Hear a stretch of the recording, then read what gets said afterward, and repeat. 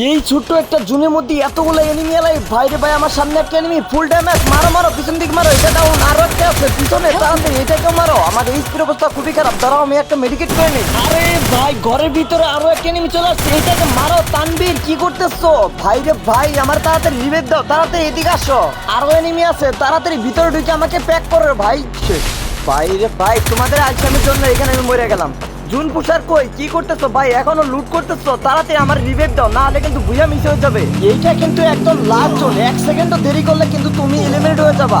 তোমাকে কিন্তু একটা নরমাল আর সুপার মেডিকেট মারতে হবে, যদি তুমি একটু লেট করো সেই ক্ষেত্রে তুমি কিন্তু এলিমিনেট হয়ে যাবা সাথে সাথে। ইয়েস, তোমাকে একটা চ্যালেঞ্জ দিলাম, তুমি যদি এই জোনের বাইরে থেকে আমাদেরকে রিভাইভ করে আবার সেফ জোনের ভিতরে ঢুকতে পারো, তাহলে তোমাকে ইনস্ট্যান্ট একটা উইকলি গিফট করবো। তো দেখা যাক টিএস আমাদেরকে রিভাইভ করে আবার সেফ জোনের ভিতরে ঢুকতে পারে কিনা। আমরা তো রিভাইভ পেয়ে গেলাম, এখন সে কি জোনের ভিতর ঢুকতে পারবে?